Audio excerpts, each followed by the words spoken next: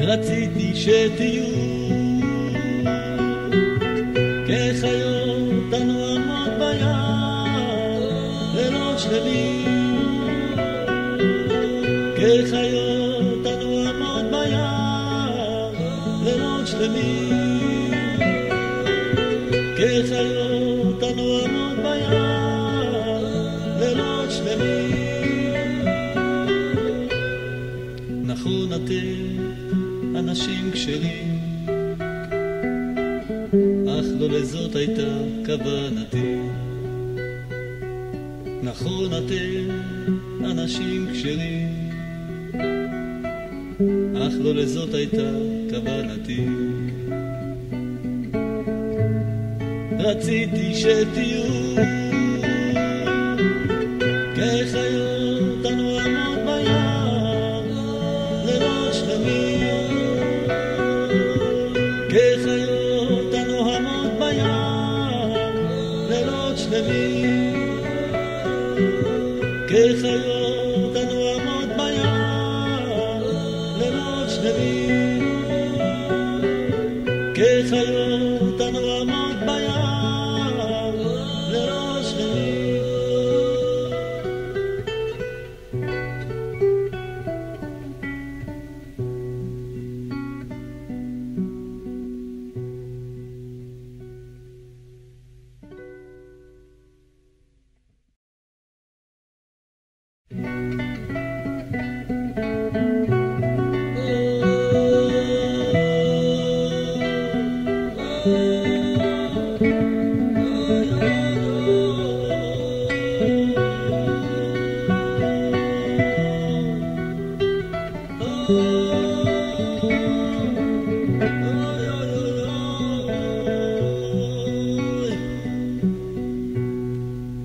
נכון אתם אנשים כשרים, אך לא לזאת כוונתי. נכון אתם אנשים כשרים. Boker Tov les amis, shalom à tous et à toutes. Bezrat Hashem, une excellente journée. Boker Tov, Rav. On a prié pour tout le monde à Hatzot, donc on est tranquille.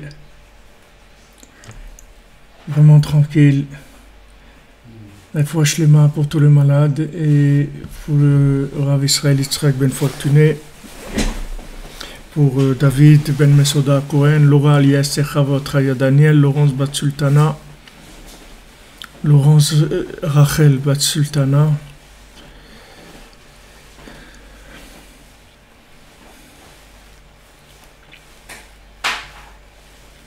Voilà, soyez bénis tous, Bezrat Hashem. Voilà, on a une bonne équipe. Ashrenu. Vraiment, Ashrenu. Qu'on a un rébé comme ça, qui s'occupe de nous. Alors, Hashem.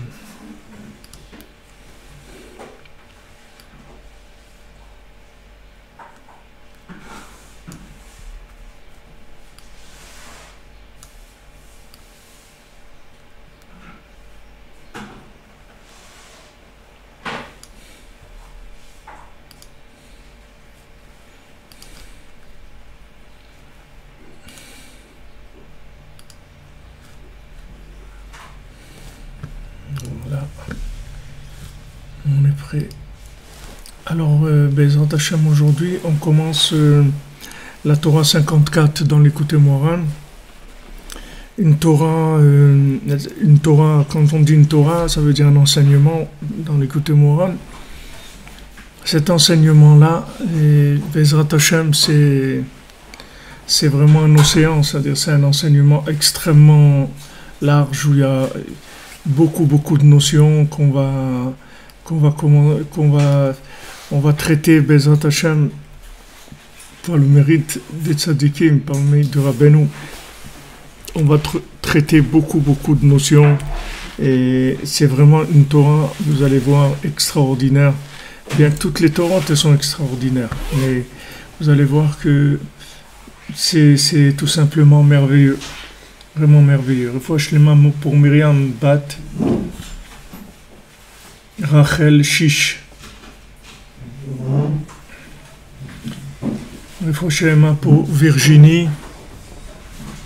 Refouchelema pour Emmanuel Ifrar Bat Maria.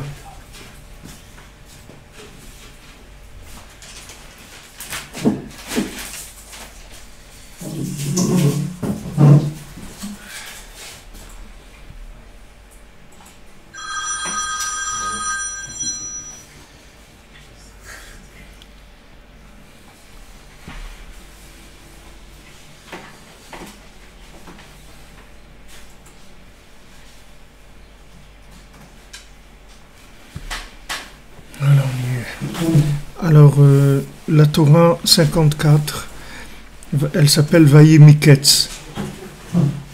Vayimiketz, c'est-à-dire c'était à la fin des 2 ans où Paro il rêvait, d'accord?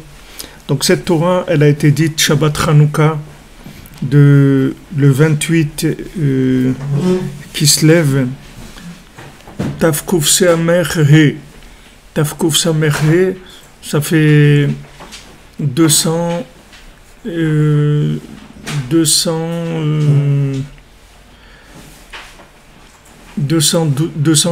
ans à peu près. Voilà. Donc il y a 214 ans, le 28 qui se lève. Après cette Torah, Rabbeinu il a dit, voilà, maintenant je vous ai dit comment on fait pour allumer les bougies de Hanouka. C'est-à-dire comment on fait pour attirer l'amshacha meshach rebout kutsha d'adlaka butsina, c'est-à-dire d'attirer de l'huile d'onction pour allumer les nérodes de Hanouka. Donc il va pas parler explicitement de ça. C'est-à-dire vous allez voir dans l'enseignement, on va pas parler de l'allumage des bougies de Hanouka. Mais en fait tout l'enseignement il est basé sur ça. C'est-à-dire tout l'enseignement il parle de ça. Donc les notions principales qu'on va étudier dans cette Torah,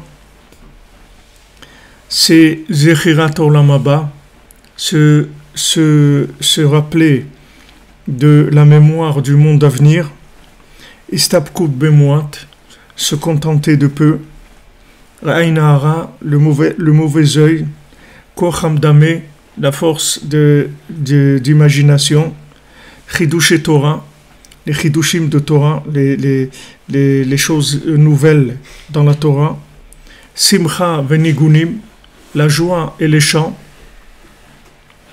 Les musiciens ils vont être bien fournis dans cette Torah. Chatzot, on va parler de Chatzot, Hitbodedut, on va parler d'Hitbodedut. Quand Rabbeinu il a dit cette Torah-là, il a dit, je vous ai déjà donné maintenant un koach hamedame, c'est-à-dire une force d'imaginer, c'est-à-dire une force comparative, kasher vetov, qui soit kasher, c'est-à-dire qui soit comme il faut par rapport à Hachem, et qui soit bien aussi. Ve'atem reshaim lechadesh batorah. Et maintenant, vous avez le droit de commencer à dire des chidushim. Qu'est-ce que c'est des chidushim? C'est des choses nouvelles, c'est-à-dire par association d'idées, en disant voilà, puisqu'il est écrit ça dans cet endroit et ça dans tel endroit, donc ça veut dire telle chose, c'est-à-dire de faire des déductions par association d'éléments.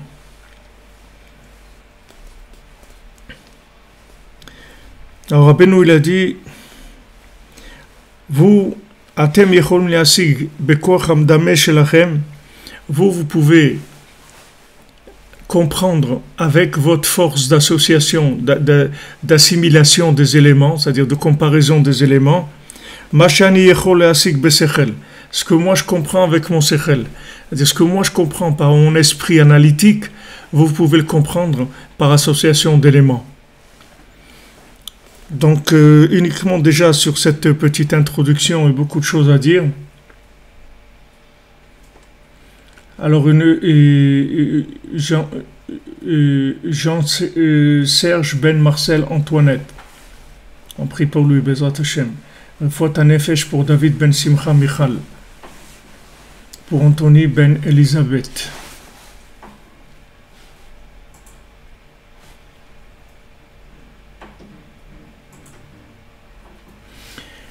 Alors, quand Rabbeinu dit que maintenant vous pouvez comprendre avec votre force d'imagination, c'est-à-dire avec votre esprit comparatif, ce que moi je comprends avec mon sechel. Ça veut dire quoi? Ça veut dire que en fait il y a deux façons de comprendre.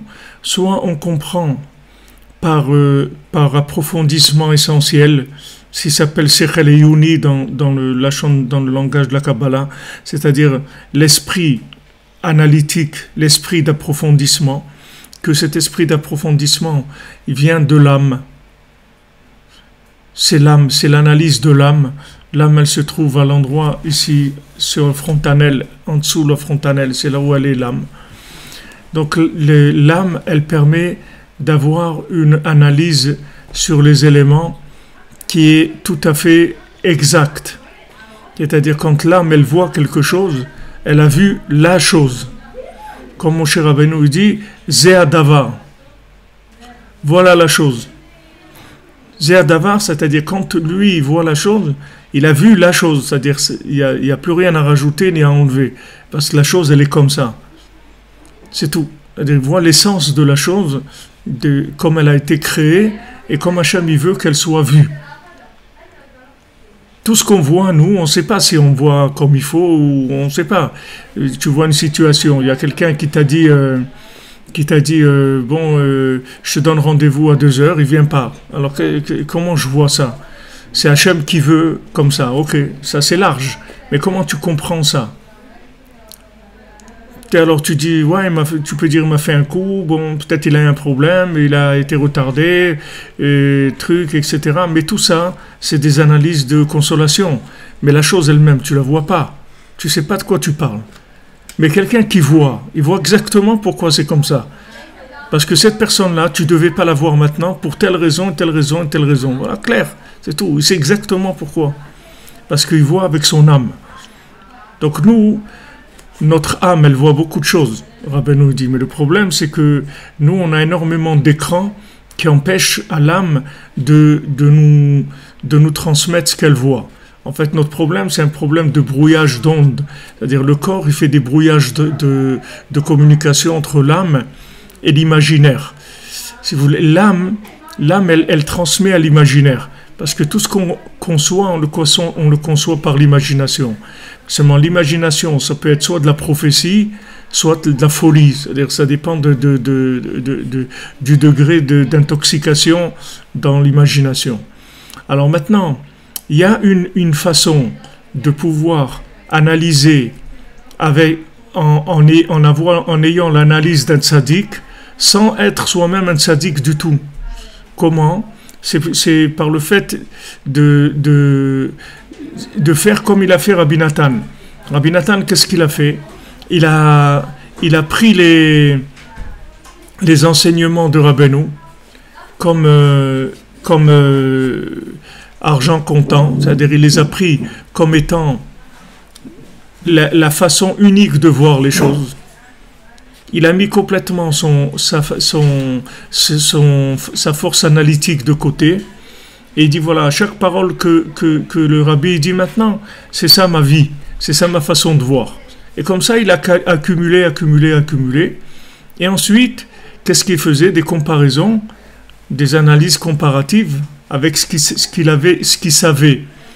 Mais ce qu'il savait, c'était pas un savoir qui venait de son esprit analytique, c'est un savoir qui venait de la confiance qu'il avait dans le maître. Dans le résultat, c'est la même chose. C'est exactement la même chose. Il n'y a aucun changement. C'est-à-dire que tu saches de façon... Et que tu saches, parce que tu saches que le feu ça brûle, parce que tu fais confiance à ta maman, ou que tu saches que le feu ça brûle parce que tu as mis ton doigt dedans, c'est la même chose. À part que tu t'es brûlé, mais c'est la même chose. C'est-à-dire que tu vas avoir le rapport avec le feu qu'il faut avoir Maintenant, tu l'as eu parce que tu as eu confiance dans ta maman, ou tu l'as eu parce que tu as voulu comprendre. C'est pareil. Alors le tzaddik, lui, il comprend des choses.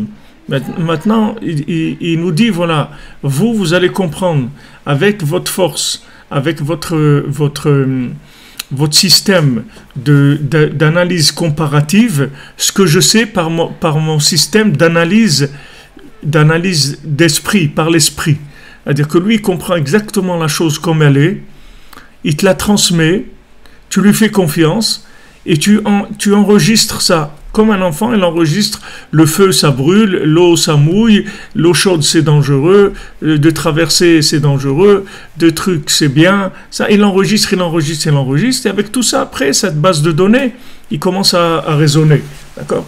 Donc, il a dit, je vous ai donné maintenant, c'est-à-dire deux choses. On a besoin de deux choses. On a besoin d'avoir des éléments qu'on reçoit du tzaddik, qui sont des éléments déjà vérifiés, déjà sécurisés complètement. C'est-à-dire que tu peux être tranquille que tout ce qu'il dit le tzaddik, il n'y a pas un brin de choses détournées ou quelque chose qui a mal été compris. Ou Rabbeinu dit Gamarti ve'egmor, j'ai terminé, Netzarti ve'natzer, j'ai gagné, je vais vaincre. C'est-à-dire Rabbeinu, il a terminé. Quand il dit quelque chose, c'est Zé Hadavar, voilà la chose comme elle est exactement. Donc tu peux y aller, fais-lui confiance même si tu comprends rien. C'est pas important. Que tu comprennes pas, ça n'a aucune importance. Le principal, c'est que tu ingurgites la chose. Une fois que tu l'as ingurgité par la confiance que tu as en lui, tu as des éléments de vérité qui sont plantés en toi, comme je vous ai dit hier et avant-hier, que maintenant tous ces éléments que tu ingurgites et tu plantes en toi, tu sais que ces éléments-là, ils viennent du tzaddik, ils sont vérifiés, ils sont sécurisés, tu n'as aucun souci à te faire. Maintenant, après, ce qu'il faut, c'est une deuxième chose. Il faut que l'esprit de comparaison, il marche bien. C'est-à-dire que tu compares les choses comme il faut les comparer. Que tu n'aies pas des problèmes de comparaison. Que tu ne confondes pas un éléphant avec un papillon. Tu te trompes pas entre les deux. C'est-à-dire que les éléments, comment tu vas les associer. Alors ça, tu as besoin que le tzaddik soigne cette chose-là. Donc maintenant, cette Torah-là, avec cet enseignement 54, on va soigner cette chose-là chez nous.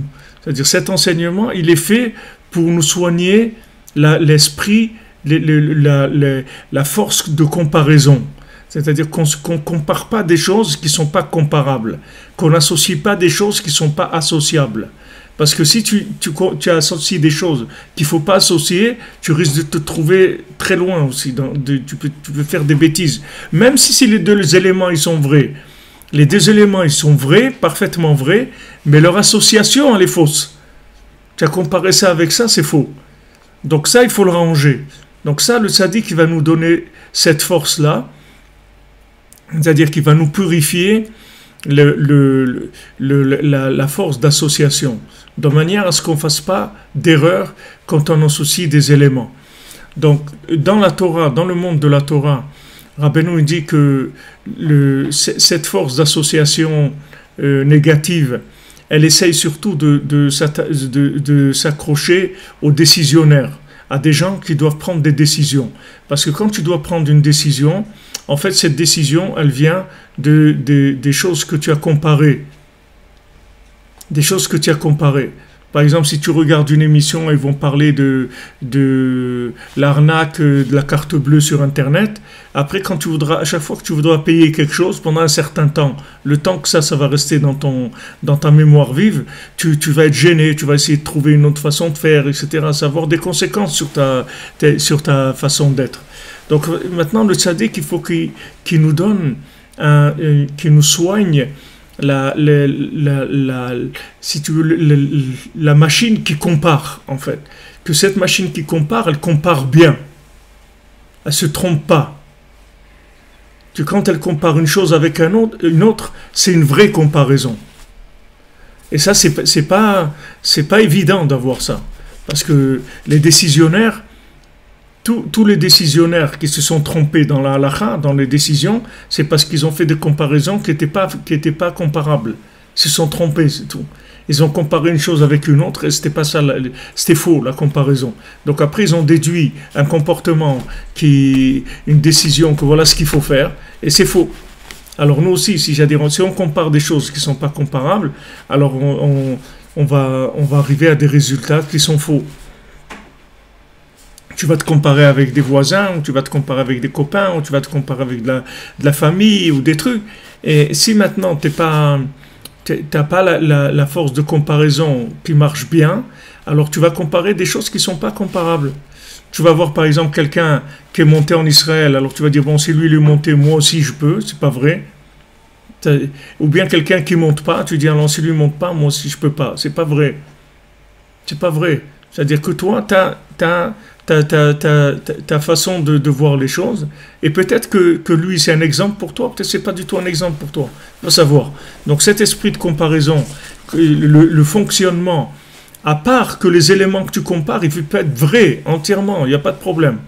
C'est-à-dire que du fait que maintenant tu as confiance dans le tzaddik, tout ce que tu as ingurgité, ce sont des éléments vrais.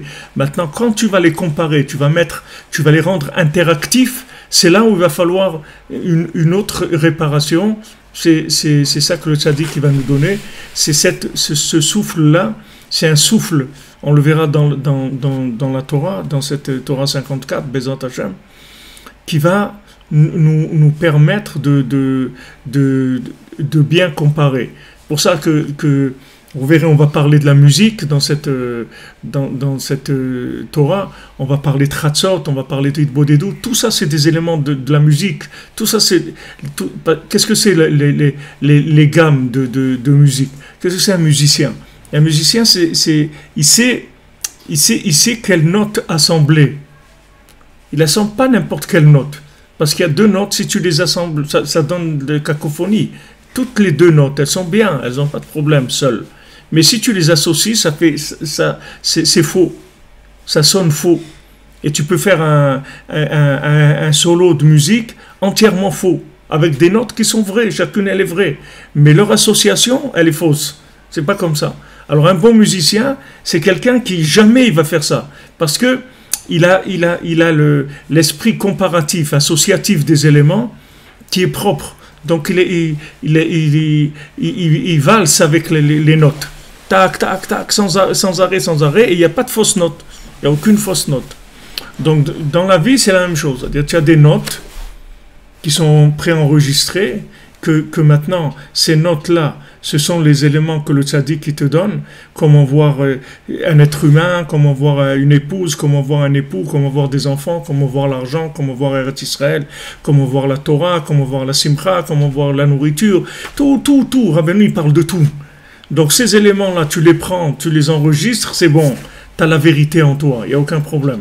Maintenant, tu as besoin de l'esprit associatif, comparatif des éléments qui marche bien pour pas que tu te trompes. Donc ça c'est l'élément de base de tout ce qu'on va étudier dans cette Torah. Tout ce qu'on va étudier dans cette Torah, en fait, c'est pour soigner cette chose-là chez nous. C'est pour optimiser, pour mettre en place un système comparatif qui soit vrai. Alors là, tu es sauvé. C'est fini. Une fois que tu as ça, tu es sauvé. Tu es un prophète. Une fois que tu as ça, tu es un prophète. C'est fini. Parce que tu as les résultats analytiques du tzaddik, avec une comparaison qui est valable, ça y est, c'est fini. Il n'y a pas tu peux plus te tromper. Tu peux plus te tromper. Alors, Rabbi Nathan, il a ça.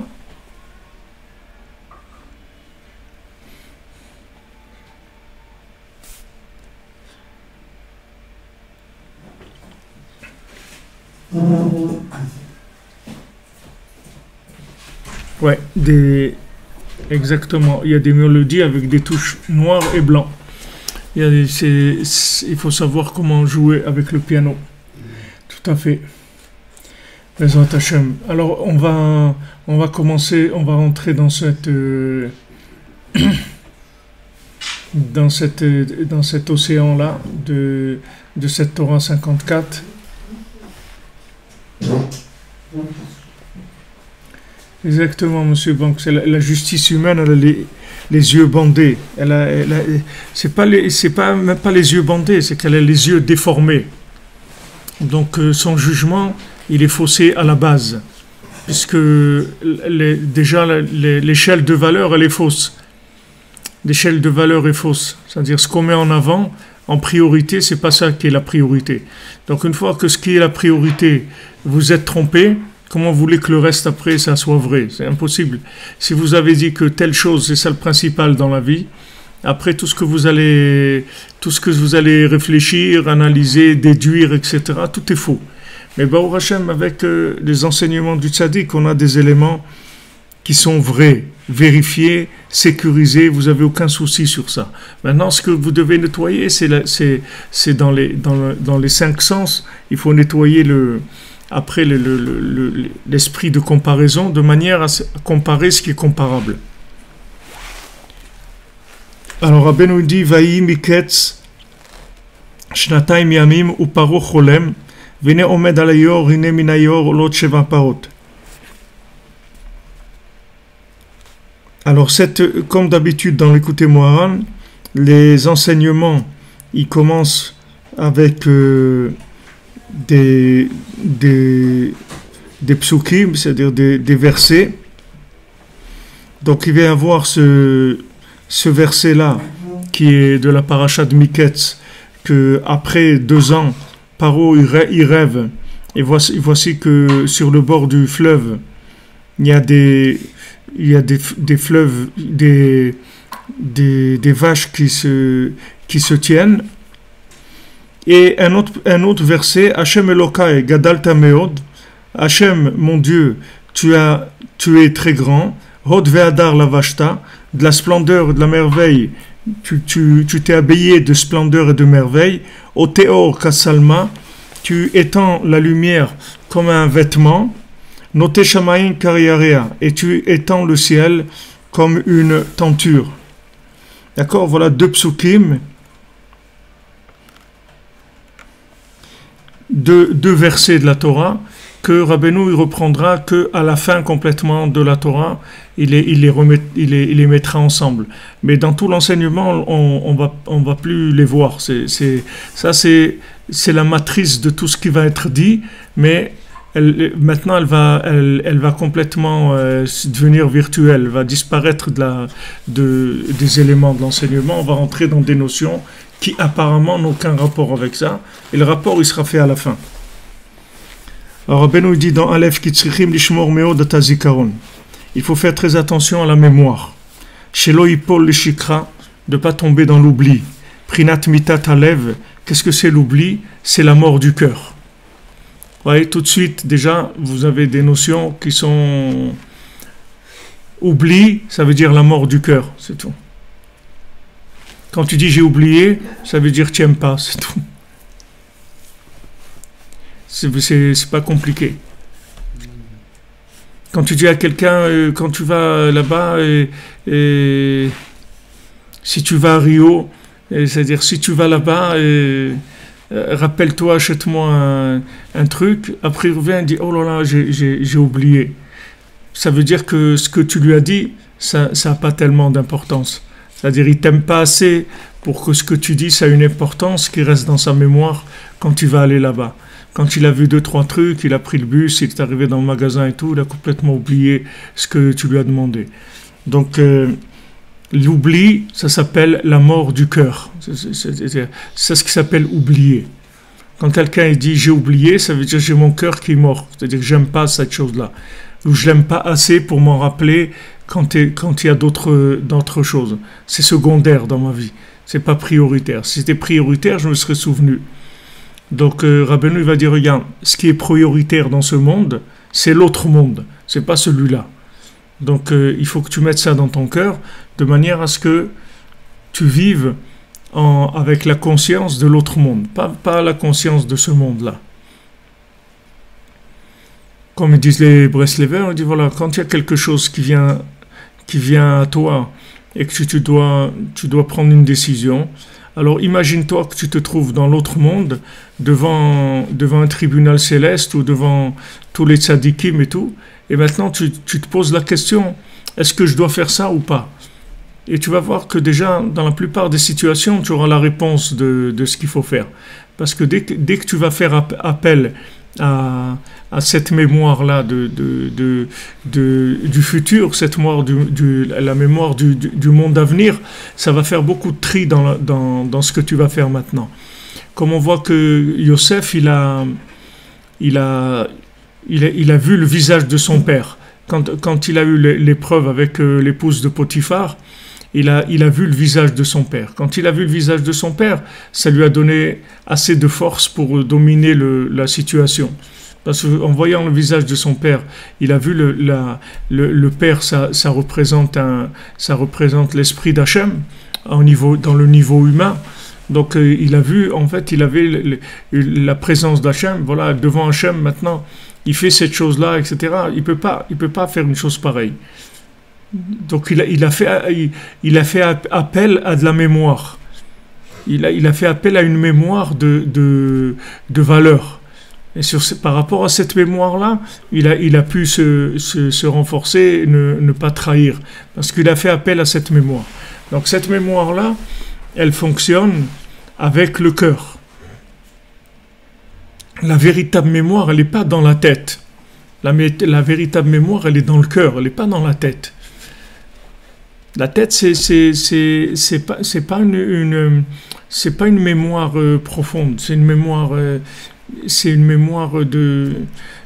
comparative, c'est une mémoire qui est une mémoire vive, qui bouge beaucoup. C'est pas quelque chose qui est figé dans l'individu.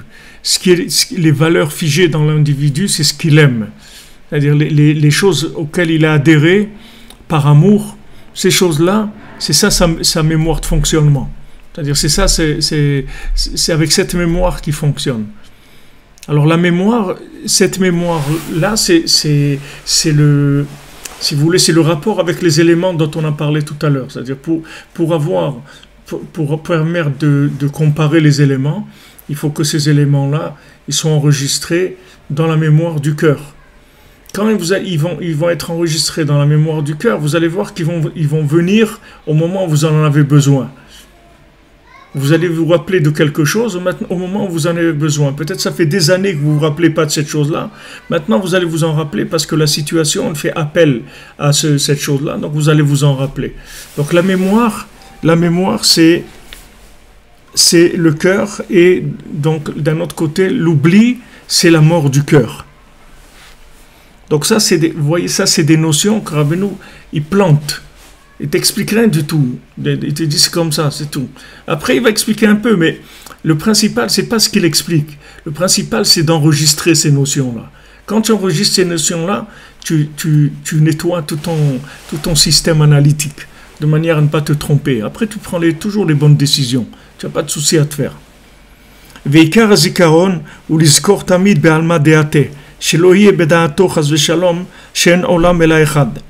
Alors, le principal de la mémoire, c'est de se souvenir tout le temps du monde futur, qu'il n'est pas à son esprit autre chose que l'autre monde, et qu'il ne pense pas, qu'il n'y a que ce monde-là.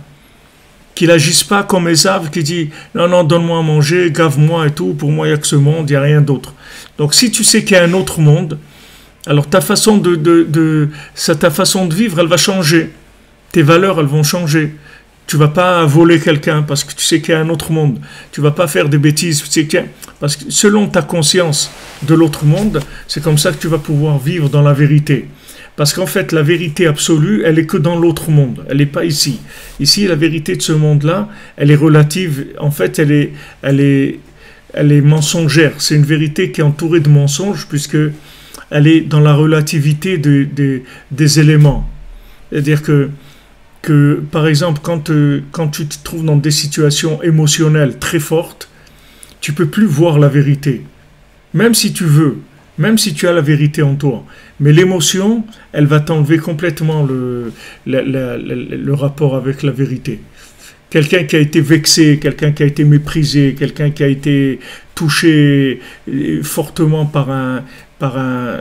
une insulte ou quelque chose qui lui a fait beaucoup de mal, il peut plus raisonner normalement.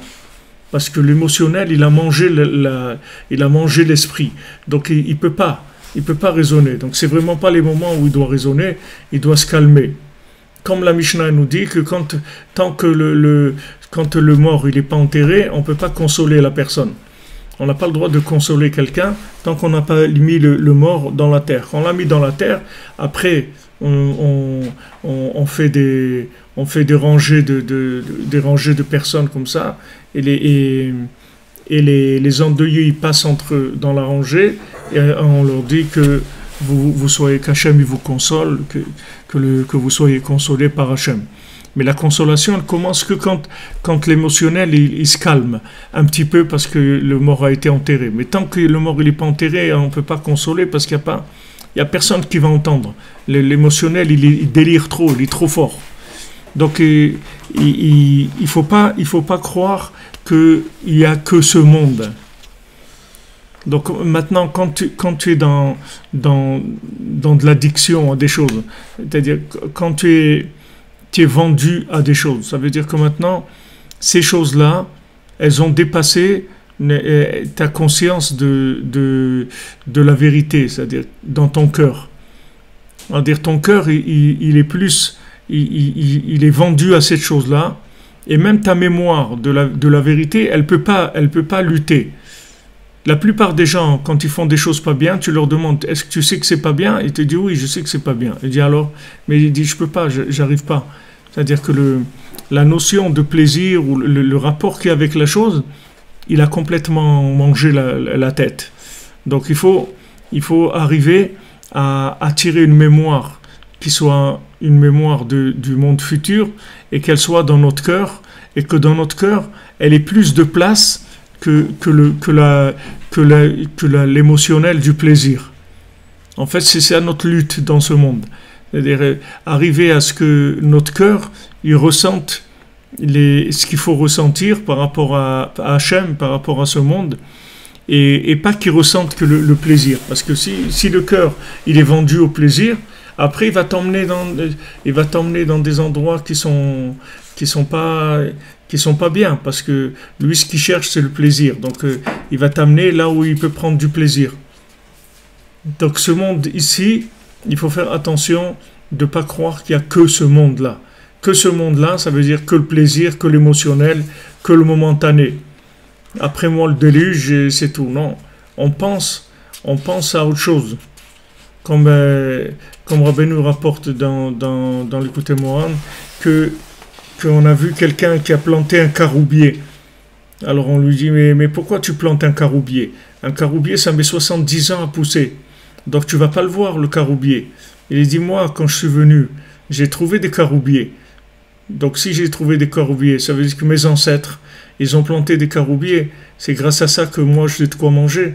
Donc moi aussi, j'ai planté des caroubiers pour que les générations à venir, elles aient aussi des caroubiers. Ça s'appelle une mémoire qui est au-delà de la consommation immédiate. Parce que celui qui regarde la consommation immédiate, il ne va pas se faire du souci pour la pollution, pour n'importe quoi. Il fait ce qu'il a à faire et il n'a rien à faire de tout ce qu'il y a autour. Ça ne l'intéresse pas, ce n'est pas ça son souci. Donc Rabbeinu te dit, ne crois pas qu'il n'y a que ce monde. Valiedema shemedabek marshavato. Donc par le fait que maintenant il attache sa pensée au monde futur, ça fait une union, une fusion entre Hashem Elokai, c'est-à-dire Yud Kevavke et le Shem Elokim. Donc Elokim c'est Hateva, Elokim c'est ce monde-là, c'est les lois naturelles. Quand tu sais que les lois naturelles, en fait, c'est Hachem qui est déguisé dans ces lois naturelles, donc tu t'attaches plus aux lois naturelles comme étant des lois qui ont un fonctionnement indépendant, mais tu t'attaches aux lois naturelles comme étant un fonctionnement voulu par Hachem. C'est tout. Hachem, il veut comme ça. Hachem, il veut comme ça. Hachem, il veut que l'eau, ça mouille. C'est comme ça, que le feu, ça brûle. C'est Hachem qui veut ça. C'est pas que le feu par lui-même, il peut brûler. Le feu par lui-même, il peut ne pas brûler. Le feu, il peut tout. Ça dépend ce que Hachem, il décide. Pour l'instant, il a décidé ça. Et chaque fois, il redécide, voilà, c'est comme ça. Tous les éléments de... Donc ça, le fonctionnement, ça s'appelle Elohim. Et l'essence l'esprit de l'essence de la chose, ça s'appelle Hachem, Yudke Vavke. Donc quand maintenant tu attaches ta mémoire à l'autre monde, en fait tu attaches ta mémoire à l'esprit de ce monde-là. Ce monde-là, c'est un monde fonctionnel, c'est un monde corrélatif, fonctionnel, pour que tu puisses t'entraîner, pour que tu puisses faire des choix, pour que tu puisses te grandir, que tu puisses te développer, etc. Donc on t'a mis comme une salle de sport comme ça où tu fais de l'entraînement, des trucs, etc. Mais c'est pas pour ça que tu fais ça. Tu fais ça soit pour être en bonne santé, soit pour maigrir, soit pour faire du sport après, de compétition, n'importe quoi. Tu as un but dans ça. Maintenant, la salle, elle sert à te préparer à ce but-là. Maintenant, tant que tu as ce but en mémoire, tu vas faire ce qu'il y a à faire. Si tu perds le but en mémoire, tu ne vas même pas comprendre ce que tu fais dans la salle. Tu vas commencer à regarder les machines, je ne sais pas, tu vas pas utiliser la salle comme il faut l'utiliser, parce que tu as perdu de vue le but de cette chose-là. Donc ce monde-là, il faut que tu sois conscient de son but. Que ce monde-là, il est entièrement lié à l'autre. Il n'y a rien dans ce monde qui n'est pas en rapport avec l'autre monde. Il n'y a rien dans ce monde qui est séparé de l'autre monde. Aucun individu, aucun animal, aucune plante, aucune pierre, il n'y a rien qui est seul, c'est-à-dire qui est déconnecté d'un but global. Tu ne peux pas prendre un élément et dire, voilà, ce moustique-là, par exemple, c'est un moustique, il a sa vie, etc. Non, sa vie de ce moustique, elle est inclue dans tout ce monde et dans le monde futur. C'est-à-dire qu'il agit par rapport à tout ce système-là, en interaction par rapport à tous ces éléments-là. Ce n'est pas quelque chose d'isolé. Donc, quand tu penses au monde futur, tu te dis, voilà, sache qu'il y a un autre monde, et il n'y a pas que ce monde-là. Donc, Rabbeinu, il va nous conseiller d'être attaché à l'autre monde, d'y penser, d'avoir cette première pensée quand on se réveille le matin, ou la nuit, ou quand on se réveille, la première pensée à avoir, c'est ça, c'est qu'il existe un autre monde. Il faut penser à ça en premier, de manière à ce que ça soit la première couche qu'on met dans notre esprit. Il y a un autre monde. On a posé ça déjà, en nous. Une fois qu'on a posé ça, tous les éléments qui vont venir après, ils vont venir s'ajouter à l'esprit où on sait qu'il y a un autre monde. Donc dans la journée, on va faire des choix tout le temps, par rapport au fait qu'on est conscient qu'il y a un autre monde. Et donc, si tu es conscient qu'il y a un autre monde, tu vas faire que des bons choix.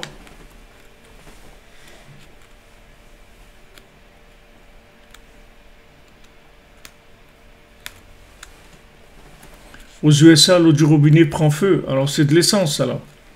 Oh là là.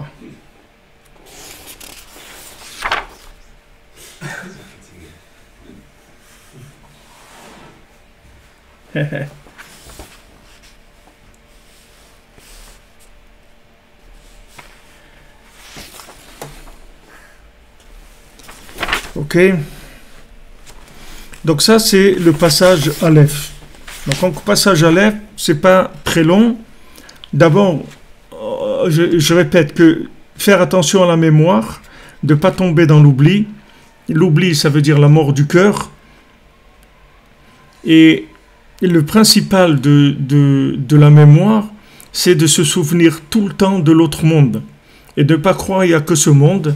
Et quand maintenant il attache sa pensée à l'autre monde, par ça, il lie le nom d'Hachem Yudke Vavke avec le Shem Elohim. Donc, il faut que l'autre monde, il soit dans notre cœur, c'est-à-dire que ce soit une présence dans notre cœur, qu'on soit conscient qu'il y a cet autre monde-là. Tout le temps. Tout le temps. Donc, si on a cette conscience-là, les choix, ils sont bons. On va faire les bons choix. Quand quelqu'un entre dans un magasin pour acheter des choses, si par exemple il est conscient que c'est l'hiver, alors il va acheter des choses par rapport à l'hiver. S'il est conscient que c'est l'été, il va acheter des choses par rapport à l'été. Donc ces choix qu'il va faire, ces achats qu'il va faire, ce sont des achats, des choix par rapport à quelque chose qui est une vérité qui se trouve à l'extérieur. C'est pas parce qu'il est dans le magasin qu'il doit tout acheter, n'importe quoi. Il doit acheter ce qu'il a besoin. Besoin, c'est quoi par rapport à ce qui se passe maintenant? C'est l'hiver, on achète ça. C'est l'été, on achète ça. C'est le printemps, on achète ça. Parce qu'il y a des besoins qui sont réels. Et par rapport à ces besoins, je vais acheter ce que j'ai besoin. Alors dans ce monde, tu vas prendre ce que tu dois prendre par rapport à l'autre monde. Et pas uniquement ce monde-là.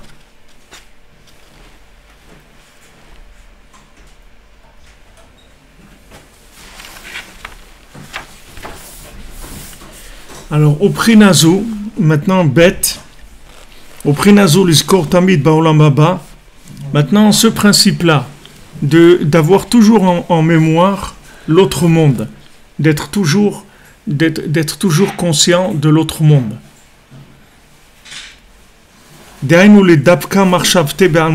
C'est-à-dire attacher sa pensée à l'autre monde. Donc, cette chose-là, elle a deux façons de la vivre, de façon générale et de façon particulière. Alors Rabbeinu va dire, qu'est-ce que c'est Beklaliut? En général, c'est Karaoliot minhag yireh Hashem, comme ça devrait être l'habitude des gens qui craignent Hashem. Tekev baboker bakitso, dès qu'ils se réveillent le matin, Kodem sheyatril shum davar, avant qu'il ne commence quoi que ce soit, Izkor miyad be'alma deate. Tout de suite se rappeler qu'il y a un autre monde. Vachakar yasezot befratiut. Et après, il va faire ça en particulier. À dire en particulier, il va y avoir ensuite une traduction de cette mémoire-là dans le rapport avec les éléments qu'il va y avoir dans ce monde-là. Quand on dit que par exemple, quand quelqu'un se fiance, alors on casse une assiette. D'accord? Pourquoi on casse une assiette? Pas tellement sympa. Pourquoi tu casses une assiette? C'est général quand on casse une assiette, c'est que on est en colère ou des choses comme ça. Pourquoi quelqu'un casse une assiette? Alors tu casses une assiette pour te souvenir qu'il y a un autre monde.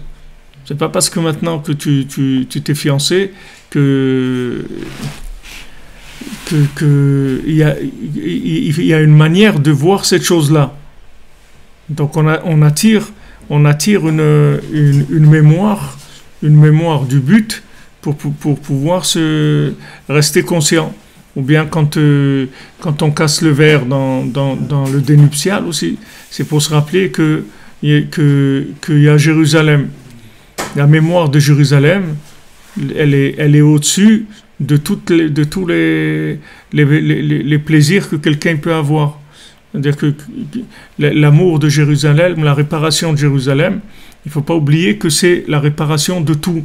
Que si Jérusalem est reconstruit, tout est reconstruit. Tous les individus, toutes les situations, tout est reconstruit. Toute la reconstruction particulière, en particulier, elle dépend de la reconstruction générale qui est la reconstruction de Jérusalem. Donc, dans le fonctionnement de la journée, il y a deux mémoires. Comme tu dis à quelqu'un, sois prudent. D'accord? Sois prudent, c'est une généralité. Maintenant, ce sois prudent, ça va se traduire dans la réalité par fais attention quand tu traverses, fais attention avec ton vélo de ne pas glisser, fais attention à pas manger quelque chose qui n'est pas frais, fais attention que tu ne perdes pas tes clés. Et cette prudence-là, elle va se traduire, cette mémoire d'être prudent, elle va donner une attitude dans beaucoup de petits détails dans la journée. Donc il y a une mémoire du monde futur général Et après, ça se traduit particulièrement dans chaque élément de la journée qu'il va falloir faire attention, toujours rattacher cet élément au monde futur, c'est-à-dire que qu'est-ce que ça va donner quand je vais le pousser au bout? Est-ce que maintenant cette chose-là, elle va m'amener un gain par rapport au monde futur? Est-ce qu'elle est en accord avec le monde futur ou elle n'est pas en accord avec le monde futur? Elle est en accord, je le fais. Elle n'est pas en accord, je ne fais pas. Parce que maintenant, j'ai pris cette mémoire-là, générale, je l'ai traduit en particulier. Donc, général, je mets une première couche, une connexion générale. Dès que je me réveille, je pense à l'autre monde. Je dis, il ne faut pas oublier qu'un jour, je vais partir, je vais quitter ce monde. Et donc, il faut que je fasse attention à ce que je vais faire dans ma journée. Ok, ça c'est une couche générale, connexion générale. Après, en particulier, pour ça que nos sages ils te disent que c'est mieux d'aller dans la maison où il y a eu quelqu'un qui est décédé que d'aller dans un mariage, par exemple. Alors pourquoi ils comparent ces deux choses? Parce que là où la personne elle est décédée, ça va te donner une mémoire générale. Le mariage, c'est une mémoire particulière. Le mariage, c'est un yichud. C'est-à-dire, c'est yichud de Shem Havaya avec Elohim. C'est deux personnes qui se sont rencontrées. Maintenant, dans cette rencontre-là, il y a de l'amour, il y a tout ce qu'on veut. Tout ça, c'est le fonctionnement Elohim. Mais il ne faut pas oublier que tout ça, c'est par rapport à Yudke Vavke. Et c'est pour ça que d'ailleurs les Tanaïm et les Amoraïm, quand ils étaient dans le mariage et qu'ils étaient très joyeux, ils commençaient à chanter Vailan de Mitnan, malheur à nous qu'on va mourir. Quand est-ce qu'ils chantaient ça? Quand ils étaient dans la joie du mariage. C'est là où. Parce que quand ils arrivaient au maximum de la joie, qui est la joie, c'est la conscience parfaite d'Hachem par rapport à la matière. C'est quand tu arrives à être en contact avec Hachem dans la matière, c'est ça qui donne la vraie joie, puisque la joie c'est la dvekut, l'attachement à Hachem à travers la matière. Cette joie-là, c'est elle qui te permet d'atteindre la conscience de la mort. Si tu as une conscience de la mort, alors que tu es pas quelqu'un de pas joyeux, cette conscience de la mort, elle va te donner encore plus envie d'aller vers les plaisirs, encore plus. Parce que tu vas sentir tellement la mort, c'est tellement horrible que tu vas essayer de te goinfrer et de prendre le maximum de plaisir maintenant. Tu vas dire, allez, profite, au moins un peu de plaisir. Au moins un peu de plaisir, que je vais pas penser à la mort tout le temps. Et maintenant, il faut prendre du plaisir. Et pourquoi? Parce que c'est une conscience de la mort qui n'a pas de rapport avec qui ne peut pas rentrer dans la réalité des éléments que tu gères tous les jours. Elle est explosive, donc elle ne peut pas rentrer. Donc les Tanaïm, on verra après, Rabbeinu va rentrer dans la Negina, dans le chant, dans la danse, tout ça. Mais la véritable conscience de la mort, elle est que si tu es joyeux, tu peux être conscient de la mort. Si tu n'es pas joyeux, tu ne peux pas être conscient de la mort comme il faut être conscient. Tu vas être conscient de la mort comme elles savent que c'est la fin. C'est la fin. Terminus, tout le monde descend, donc allez, il faut profiter tout ce que tu peux profiter parce que bientôt ça va se terminer. Mais ça, c'est pas du tout le concept de la mort. Ça, c'est le concept de la mort, il est faux complètement. Parce que la mort absolue, ça n'existe pas. La mort, c'est juste un passage, c'est pas la fin. C'est la fin de rien du tout. Ça continue, c'est tout. Chaque jour que tu es dans ce monde, c'est la fin du jour qu'il y avait avant. Aujourd'hui, tu as 20 ans, c'est la fin de 19 ans, de 18 ans, de 17 ans, jusqu'au jour où tu es né. Tout ça, c'est fini, ça y est, c'est terminé. Maintenant, tu as 20 ans, c'est un autre état. C'est-à-dire que tu es passé à autre chose. Tu étais un enfant, tu étais un bébé, tu étais un enfant, tu étais un adolescent, un adulte, un vieillard. Ce sont des états d'évolution, c'est tout. Alors après, il y a évolution dans un autre monde, c'est tout. Il n'y a pas de disparition. Il n'y a pas cette notion de disparition. Cette notion de disparition, elle vient du fait que la personne, elle n'est pas consciente qu'il y a l'autre monde dans ce monde-là. Donc elle croit que quand la personne, elle meurt, c'est fini. Alors les gens, ils se font incinérer. Et pourquoi ils se font incinérer? Parce qu'ils croient qu'il n'y a rien après. Mais si quelqu'un, il voyait qu'est-ce qui se passe avec lui, le pauvre, s'il se fait incinérer, si quelqu'un, il voyait ça, je peux te dire que vraiment... il ferait très très attention à que le corps il soit comme il faut et aucune destruction du corps matériel. Parce qu'il y a tellement besoin de que le corps il reste entier, qu'il évolue, même dans sa façon de se transformer, et qui va rester ce qui va rester pour la résurrection des morts.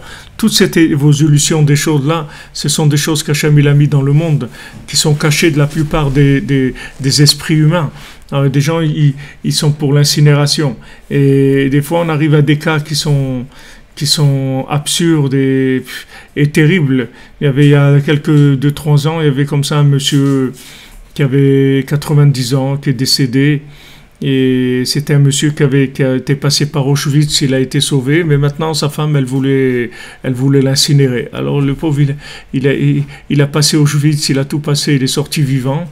Et là, il a fini, on n'a pas pu empêcher, il a fini brûlé. À la fin de sa vie, même qu'il était mort, mais ils l'ont brûlé, il a incinéré.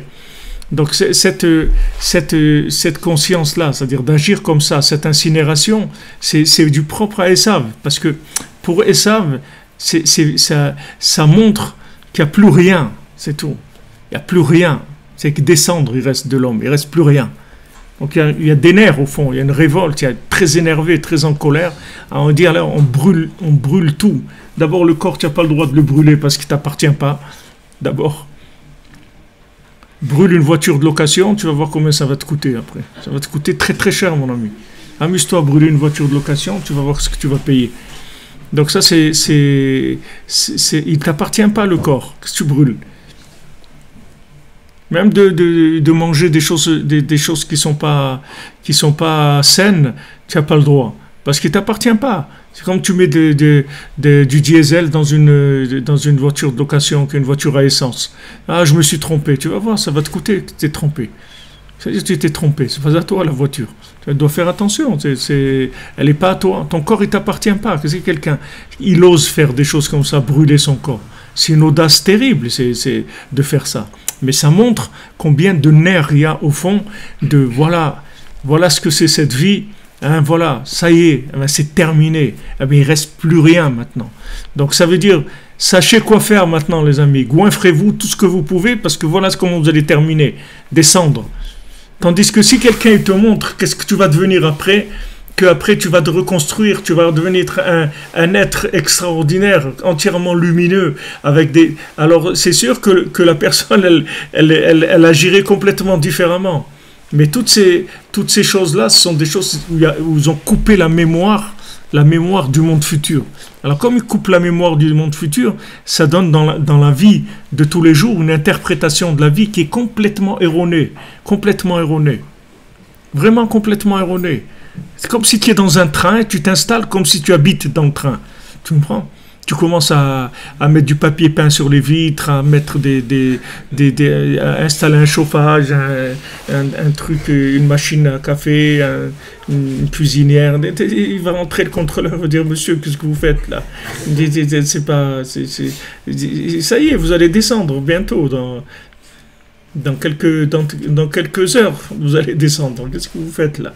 Il ne faut pas vous installer, c'est pas votre truc. Alors ça aussi, on verra le principe de la istabkout, c'est-à-dire le principe de se contenter de ce qu'on a besoin, même dans la lumière, pas que matériellement, même dans la lumière, d'avoir une istabkout, c'est-à-dire avoir un esprit de quelqu'un qui est mistapek, qui se contente de peu, c'est-à-dire qui prend ce qu'il a besoin, c'est tout, il n'exagère pas.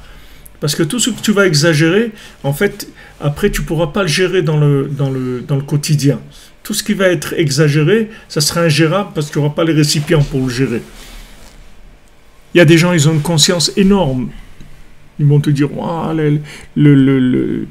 l'autre monde, il y a l'enfer, il y a des trucs terribles, etc. Mais tu vas voir que quand il vit tous les jours, il ne vit pas du tout par rapport à ça. C'est-à-dire, si c'était vrai ce qu'il dit, l'enfer et tout, il vivrait complètement différemment.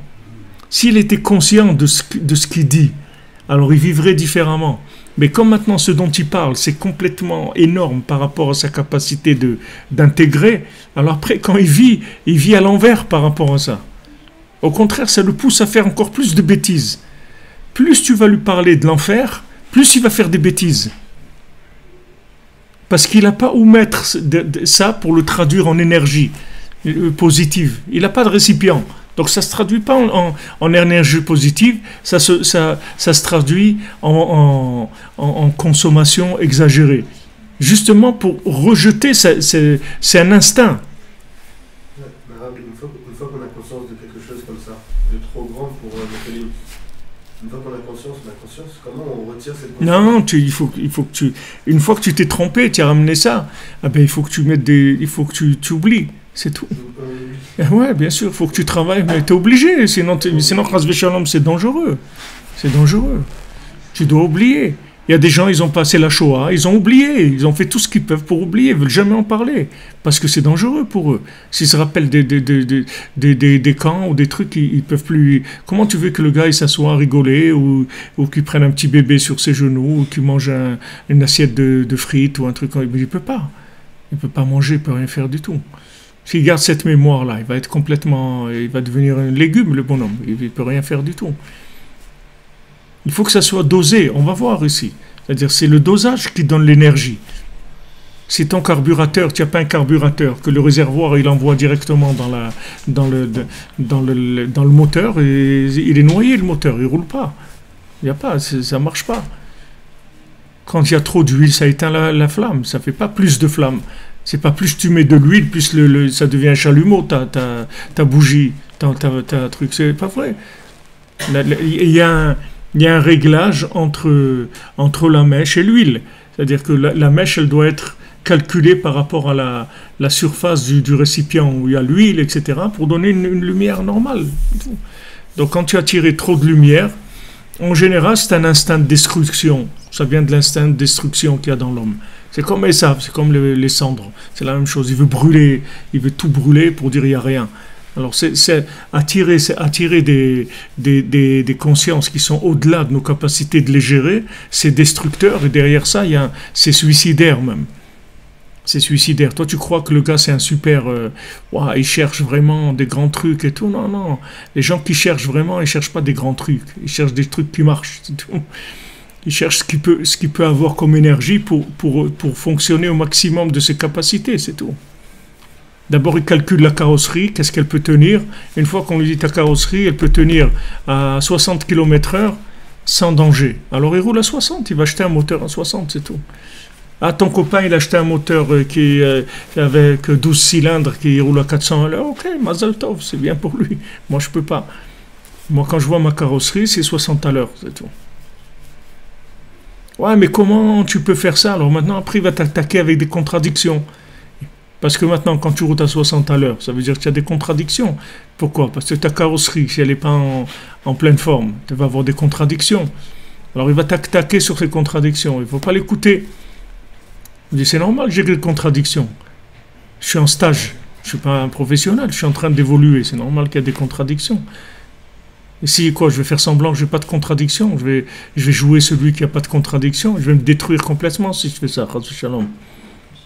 Donc il y a une gestion entre la mémoire générale et la mémoire particulière dans les détails.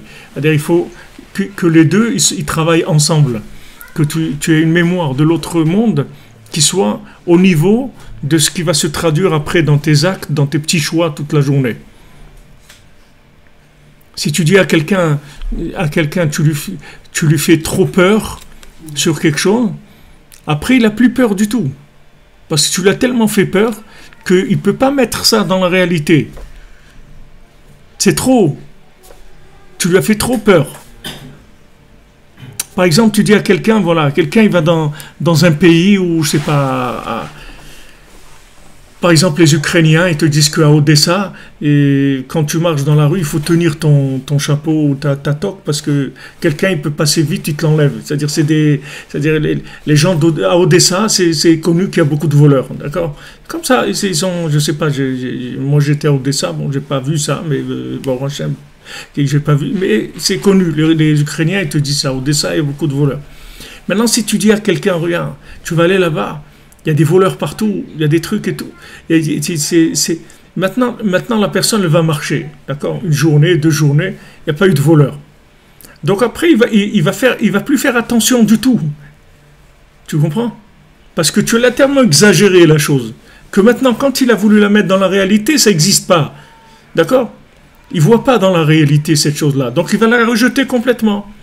Et à ce moment-là, il se risque de se faire voler quelque chose par inattention, mais pas par inattention par rapport à cette exagération, par inattention normale. Mais comme maintenant tu lui as tellement mis de pression, tu as voulu le conscientiser, que même comme il fait attention d'habitude, il ne va pas faire attention. Moins que si tu lui avais rien dit du tout. Tu as voulu mettre une conscience énorme, elle a entraîné le rejet total de la chose. Donc c'est sûr qu'on doit faire attention.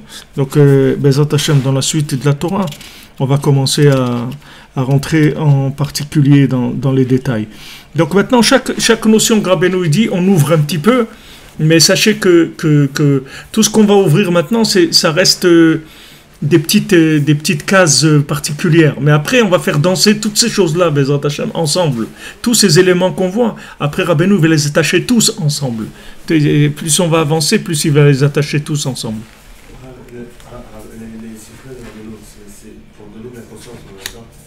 La conscience, il a une conscience à toi, ouais. Alors comment on peut arriver à des situations de Ribouillor avec Rabbeinu? Parce que tu fais pas de beau des doutes, c'est tout. Parce que tu pries pas. Si tu fais pas de beau des doutes sur ce que tu apprends, c'est-à-dire tu apprends quelque chose, la hitbo des doutes, si tu veux, elle va régler l'intensité de la conscience de la chose. Quand tu vas parler avec Hachem, tu vas prier, tu vas régler la chose, qu'elle soit exactement adaptée à tes récipients. Comme des fois tu penses quelque chose, tu vas faire ça, ça et ça, tu parles avec quelqu'un, tu vas voir tout de suite, dès que tu parles avec quelqu'un, tu vas voir que tu vas te calmer, la chose elle va descendre complètement dans d'autres proportions. Surtout si tu parles avec ta femme, tu vas voir que ça descend tout de suite dans quelque chose de très concret, très simplifié. Alors qu'au début, c'était énorme. C'est-à-dire le dialogue, il est fait avec de l'eau et du feu. Et donc dedans, il y a cette capacité de gérer les contradictions, de calmer, tu vois, de donner la vitesse qu'il faut. C'est uniquement la hitbo des doutes qui gère la connaissance. Si tu essaies d'attirer de la conscience sans la prière, tu peux être soit en dessous de ce que tu as besoin, soit au-dessus de ce que tu as besoin. Parce que l'esprit, il ne mesure pas. Il ne mesure pas l'esprit. Imagine-toi que tu as un ventre qui ne s'arrête pas. D'accord? C'est-à-dire que tout ce que tu mets dedans, il ne s'arrête pas. Mais tu mangerais, après, tu ne peux plus te lever. Tu comprends? Maintenant, tu aimes manger des pommes de terre, ok? Alors, tu vas manger 1 kilo, 2 kilos, 5 kilos, 20 kilos, 50 kilos. Après, tu veux bouger, tu peux bouger. C'est fini. Pourquoi maintenant tu t'arrêtes de manger? Parce que l'estomac, il t'arrête. Il te dit, stop, ça, je peux plus. C'est pas ton palais qui dit que je peux plus. C'est pas l'envie de manger qui t'arrête. C'est que tu n'as plus envie parce que ton ventre, il est plein, c'est tout. Donc, si maintenant c'est adapté à tes récipients, tu vas voir qu'automatiquement la lumière, tu vas prendre ce que tu as besoin, tu ne vas pas prendre plus. Mais ça, Bezat Hashem, ça fait partie de cette étude, la gestion de la lumière dans la Istapkut, c'est-à-dire savoir se contenter de la lumière qu'il faut, une lumière motrice, si tu veux. Pas une lumière contemplative et explosive. Une lumière qui soit que motrice, qui donne que de l'énergie pour avancer, pas autre chose. Voilà les amis.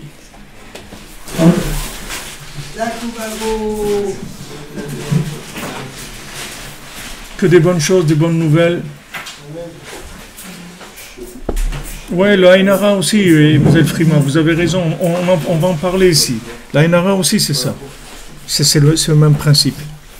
Alors, Bezat Hashem, bonne journée à tous, à toutes. Merci d'être là, de votre participation, de votre soutien, de votre aide. On avance, Bezat Hashem, on avance et c'est magnifique. Assurez-nous. Vraiment, assurez-nous.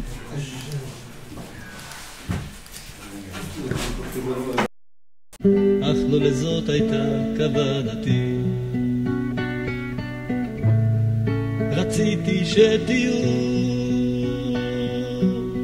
כחיות הנועמות בים, לילות שלמים, כחיות ביער לילות שלמים. נכון אתם אנשים כשרים, אך לא לזאת הייתה כוונתי. נכון אתם אנשים כשרים, אך לא לזאת הייתה כוונתי. רציתי שתהיו כחיות הנועמות ביער לילות שלמים. כחיות הנועמות ביער לילות שלמים. כחיות הנועמות ביער לילות שלמים.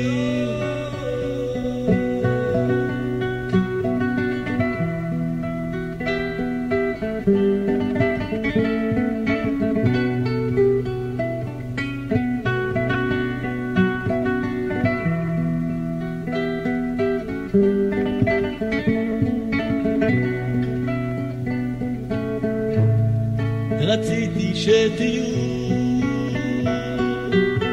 כחיות הנועמות ביער לילות שלמים. כחיות הנועמות ביער לילות שלמים. כחיות הנועמות ביער לילות שלמים. נכון אתם אנשים כשרים, אך לא לזאת הייתה כוונתי. נכון אתם אנשים כשרים, אך לא לזאת הייתה כוונתי. רציתי שתהיו כחיות הנועמות ביער לילות שלמים. כחיות הנועמות ביער לילות שלמים. כחיות הנועמות ביער לילות שלמים. כחיות הנועמות